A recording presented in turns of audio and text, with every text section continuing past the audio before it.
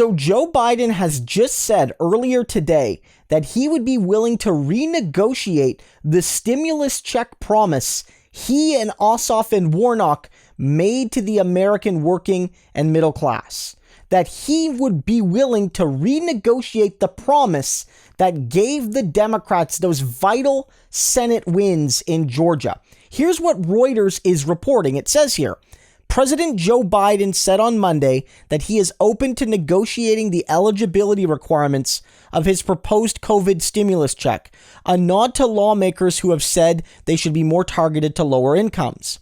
The previous round of stimulus checks, including the $600 per person check approved in December, was generally limited to individuals earning less than $75,000 a year and married couples earning less than $150,000 a year. And so right off the top, I'm going to be clear with you. I'm of the belief, I'm one of the people that thinks even the $1,400 is a broken promise. That you promised $2,000, the artwork, the campaign pictures, the campaign literature said $2,000 in those Georgia Senate runoffs. They did not say $1,400 to be added to the $600 from December. They said $2,000. So right off the bat, you're already compromising with the right, Joe. You're already giving Republicans an out here. But let's play some devil's advocate and say that the $600 plus $1,400 is a legitimate argument. And many people think it is. So let's play along with that. Even if you do, this doesn't make sense. This does not make sense. If your argument is you're giving people one $2,000 stimulus check, but in two installments, that there's the initial installment of $600 from December, and then there's the upcoming $1,400 installment, then it doesn't make sense to have the two installments have different eligibility requirements. Then it's not one check anymore. Then you cannot make the argument that you're giving people a hybrid $2,000 check. You cannot make that argument. Then you're giving people two separate checks, upon which you are absolutely breaking your promise because you gave them a $600 check and then a $1,400 check. Because the $1,400 check is fundamentally different because it's not for the same people because you've changed the eligibility. And you didn't suggest a change in eligibility. Even if you go with the 14, everything was implied in the rhetoric that you would get the full 2,000. What that meant to a lot of people was 2,000 plus the 6, but what it meant to everyone really was $1,400 to $2,000 on the same essential terms as the last checks were given out. So if you qualified for the 6, you should qualify for the 14 or the 2. That's a reasonable interpretation. And if you don't keep that promise, you are breaking your promise to a lot of people. Anybody that's right on that bubble will rightfully feel lied to. They will really feel lied to, and with darn good reason from my perspective. There should be no negotiating here. None at all. Joe Biden should use the power of his position and frankly should use the power of public polling and of public popularity to bash Republicans with this one. There should be no excuse to be weak on this issue above all. Look at some recent polling.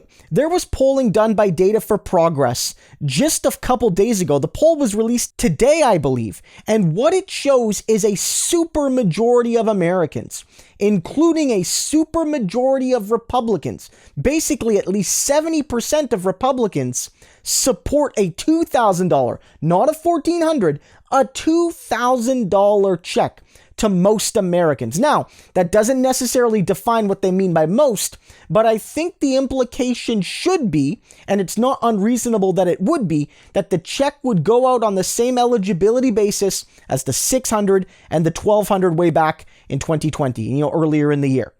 Why is he doing this? This is an unnecessary place to compromise, Joe. This was an essential promise you made. It's something the American working and middle class needs, and it is undeniably extremely popular. Get it done. Look, I get it. I get that right now you're essentially being sabotaged by Joe Manchin, who's siding with Mitch McConnell over Chuck Schumer on the filibuster rule. But if there's anything that you could, in your stimulus package, make the Republicans look evil and awful on, it's the $2,000 check promise. Because again, a majority of Republicans support it, and that support seems durable, because maybe the fear was once Trump was gone, who promised the $2,000 checks, all the Republican base would become hypocritical budget hawks again and would all of a sudden start worrying about the deficit, and then they would say, oh, we can't afford these checks that we could afford, 2-3 weeks ago when our guy was still in the White House. But as we see, the support is still there. The support is still there from Republicans, Democrats, and independents. This is not the place to compromise. Get with Joe Manchin, get with Mitch McConnell, and say to them, I will go out every single day, and I will make this the biggest story of the day. You are trying to make me give up the promise that I ran on in the recent Georgia Senate runoffs, and the American people need to know that. And I am going to interview somebody from your state and from your district and from your part of the country about how they need this, and they need this ASAP, and give it the full weight of the presidency. There's no excuse here, Joe. None. You gotta fight this. There should be no negotiating with the essential needs of regular working class people. I get that politics sometimes has to include compromise, but when your policy was something you ran on and 80% of Americans support it, compromise is simply giving up.